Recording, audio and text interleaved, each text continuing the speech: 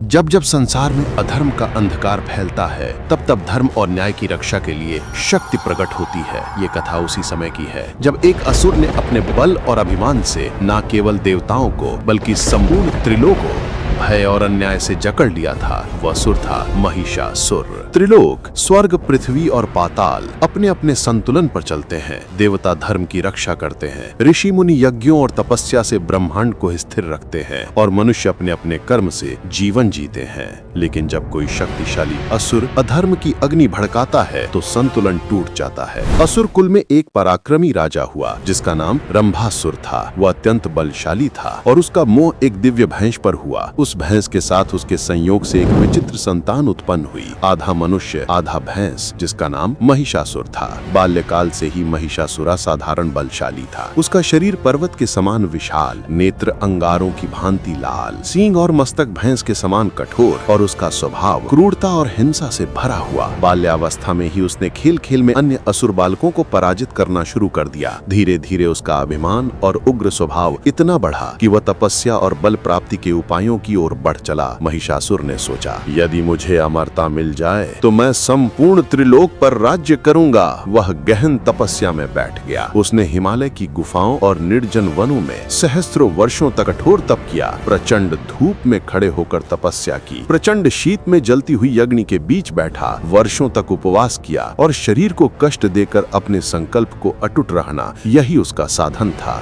उसकी तपस्या से प्रसन्न होकर ब्रह्मा जी प्रकट हुए। ब्रह्मा ने कहा, महिषासुर, मैं तेरे तप से प्रसन्न हूँ, वर मांग। महिषासुर बोला, प्रभु मुझे अमरता दीजिए। ब्रह्मा ने उत्तर दिया, ये संभव नहीं है, जो जन्मा है उसका अंत निश्चित है, कोई और वर मांग। चालाकी से महिषासुर ने बोला, ठीक है, तो मुझे ये वरदान दीजिए, ना कोई देवता ना कोई दानव और ना ही कोई पुरुष मुझे मार सके। ब्रह्मा ने ये वरदान प्रदान कर दिया। तथास्तु। ये सुनकर महिषासुर के मुख पर एक दुष्ट मुस्कान फैल गई। अब उसे विश्वास था कि वो अजेय हो चुका है। वरदान पाकर महिषासुर ने अपनी सेना संगठित की। उसने असंख्य असुरों को एकत्र किया और देवताओं पर आक्रमण कर दिया। इंद्र ने अपने वज्र से प्रहार किया, परंतु महिषासुर अडिग खड़ा रहा। अग्निदेव की ज्वालाएं उसकी देह को छूकर शांत हो गईं। वरुण के पाश से भी वो मुक्त हो गया। वायु, सूर्य, चंद्रमा, कोई भी देवता उसके आगे टिक ना सका। धीरे धीरे उसने स्वर्ग पर कब्जा कर लिया। इंद्र का सिंहासन छीन लिया गया। देवगण भयभीत होकर चारों दिशाओं में भागे। अब स्वर्ग में असुरों का राज था। देवियों को अपमानित किया गया। ऋषि मुनियों के यज्ञ भंग किए गए। धर्म की नींव हिल गई। महिषासुर ने घोषणा की, अब त्रिलोक का स्वामी मैं हूँ, देवता मेरे दास बनेंगे। महिषासुर ने केवल स्वर्ग पर अधिकार नहीं किया, बल्कि पृथ्वी और पाताल तक में अपना आतंक फैलाया। मनुष्यों पर कर लगाया, यज्ञ विधियां नष्ट की, ब्राह्मणों और तपस्वियों को अपमानित किया। स्त्रियों को बलपूर्वक अपने महल में लाया गया। नगर नगर में भय और अत्याचार का वातावरण छा गया। चारों ओर केवल रुदन की ध्वनि सुनाई देती थी। लोग देवताओं से प्रार्थना करने लगे, लेकिन स्वयं देवता ही निराश और पराजित थे। स्वर्ग से निष्कासित देवता अब अत्यंत निराश थे। वो ब्रह्मा, विष्णु और शंकर के पास पहुँचे। इंद्र बोले, प्रभु हम सब पराजित हो चुके हैं। महिषासुर ने हमें स्वर्ग से बाहर कर दिया है। यज्ञ रुक गए हैं, धर्म समाप्त हो रहा है। अब केवल आप ही उपाय कर सकते हैं। सभी देवता एक स्वर में पुकार उठे, महिषासुर का अंत कीजिए, धर्म और न्याय की रक्षा कीजिए। ब्रह्मा ने कहा, देवताओं चिंतित मत हो। जब किसी दानव का अत्याचार असहनीय हो जाता है, तब शक्ति स्वयं प्रकट होती है। विष्णु और शंकर ने भी सहमति में सिर हिलाया। उनके नेत्रों से तेज निकलने लगा। क्रोध की अग्नि से उनके मुख से दिव्य प्रकाश फूटने लगा। जिस क्षण देवताओं ने अपने क्रोध और पीड़ा से उत्पन्न तेज को ब्रह्मांड में छोड़ा, उसी क्षण दिशाएं कांप उठीं। स्वर्ग, पृथ्वी और पाताल, हर लोक में मानो अग्नि की लपटें फैल गईं। देवताओं के अंगों से जो ज्योति निकली थी, वो मिलकर एक विशाल अग्निकुंड सा बन गया। विष्णु के तेज से उसमें स्थिरता आई, शंकर के तेज से उसमें प्रचंडता आई, ब्रह्मा के तेज से उसमें सृष्टि की शक्ति आई और सभी देवताओं के तेज से वो प्रकाश हजारों सूर्यों के समान दीप्त हो उठा। ऋषि मुनि विस्मित थे। देवताओं ने देखा कि उस प्रकाश के मध्य से धीरे धीरे एक स्त्री स्वरूप प्रकट होने लगा है। वो स्त्री स्वरूप था माँ दुर्गा का। उनका रूप अनुपम था। 10 भुजाएं, जिनमें प्रत्येक में कोई न कोई दिव्य अस्त्र था। मुख चंद्रमा के समान तेजस्वी, नेत्र अग्नि के समान लाल और दीप्तिमान, केश पर्वत शिखरों से झरने वाली काली घटाओं के समान, गले में माला, कानों में कुंडल और अंग अंग में दिव्य आभूषण, और वह सिंह पर आरूढ़ थी जो शक्ति और साहस का प्रतीक था। देवताओं ने विस्मित होकर प्रणाम किया, मानो स्वयं आदि शक्ति का अवतरण हुआ हो। अब देवताओं ने एक एक करके अपनी शक्ति देवी को अर्पित की। शंकर ने अपना त्रिशूल दिया, हे देवी इससे अधर्म का नाश कीजिए। विष्णु ने अपना सुदर्शन चक्र दिया, इससे शत्रु चूर चूर हो जाएंगे। इंद्र ने वज्र दिया, आपके हाथ में ये वज्र अजेय होगा। वरुण ने पाश दिया, अग्नि ने अपनी ज्वालामयी शक्ति दी, यमराज ने अपना काल दंड दिया, वायुदेव ने गति और वेग प्रदान किया, सूर्य ने तेज की ज्योति दी। इस प्रकार माँ दुर्गा अनगिनत शक्तियों से संपन्न हो गईं। उनके मुख से मधुर परंतु दृढ़ वाणी निकली, हे देवताओं अब भय मत करो। जिस अधर्मी महिषासुर ने तुम्हें अपमानित किया है उसका अंत निश्चित है। धर्म की स्थापना अवश्य होगी। देवताओं में उत्साह लौट आया। वे हाथ जोड़कर बोले, माँ आप ही हमारी रक्षा करें। महिषासुर के आतंक से समस्त लोग त्रस्त हैं। माँ ने वचन दिया, हे देवताओं मैं उसी का संहार करने आई हूँ। यह सत्य है कि कोई देवता, कोई दानव और ना ही कोई पुरुष मुझे मार सके, परंतु मैं आदि शक्ति उसका वध अवश्य करूंगी। इधर जब महिषासुर ने यह समाचार सुना कि कोई दिव्य देवी प्रकट हुई है और उसे चुनौती दे रही है तो वो पहले हंसा। उसने कहा, एक स्त्री मुझे क्या पराजित करेगी। उसने गरज कर कहा, यदि वह युद्ध चाहती है तो युद्ध ही होगा। मैं अपनी संपूर्ण सेना लेकर जाऊंगा और उस तथाकथित देवी को राउंड डालूंगा। इस प्रकार युद्ध का आह्वान हुआ। देवताओं की आशा दुर्गा माँ से बंध चुकी थी। ऋषि मुनि स्तुति और प्रार्थना में लग गए। धरती, आकाश और पाताल सब देवी की प्रतीक्षा करने लगे। जैसे ही महिषासुर ने युद्ध का आह्वान किया, त्रिलोक की दिशाएं कांप उठी।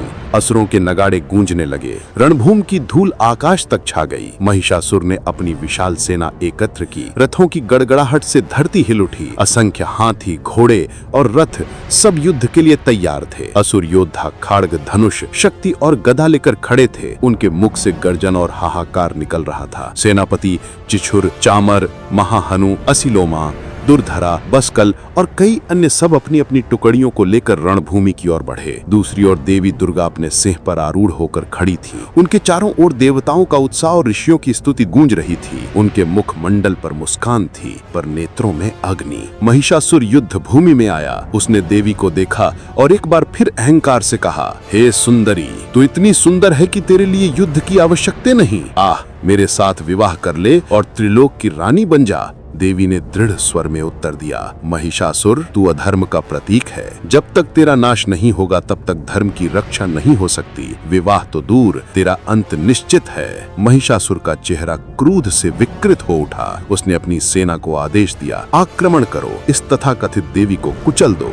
युद्ध आरंभ हुआ। असुरों ने हजारों बाण छोड़े, परंतु देवी ने उन्हें अपने धनुष से काट डाला। सिंह की गर्जना से असुर भयभीत हुए। देवी के त्रिशूल की एक ही चोट से असंख्य असुर ढेर हो गए। उनके चक्र ने सेनाओं को चीर डाला। अग्नि का अस्त्र छोड़ते ही असुरों की पंक्तियां जलकर राख हो गई। देवी एक एक कर महिषासुर के सेनापतियों का संहार करने लगी। चिक्षुर ने गदा से प्रहार किया। देवी ने उसके सिर को धड़ से अलग कर दिया। चामर ने हाथियों की सेना लेकर आक्रमण किया, पर देवी ने एक ही बाण से सबको गिरा दिया। महाहनु और असिलोमा भी भीषण गर्जन करते हुए आए, पर उनके प्राण भी देवी के अस्त्रों से समाप्त हो गए। हर दिशा में केवल असुरों का रुधिर बह रहा था। जब उसकी सेना और सेनापति नष्ट हो गए तो महिषासुर का क्रोध बढ़ा। उसने स्वयं रणभूमि में प्रवेश किया। कभी वह सिंह का रूप धरकर देवी पर झपटा, कभी हाथी बनकर उन्हें रौंदने की कोशिश की, कभी पर्वत के समान विशाल हो गया, कभी तलवार लेकर रथ पर सवार हो गया, परंतु देवी हर बार उसके प्रहार को रोकती और उसे घायल करती। देवी माँ की गर्जना से धरती थर्रा उठी।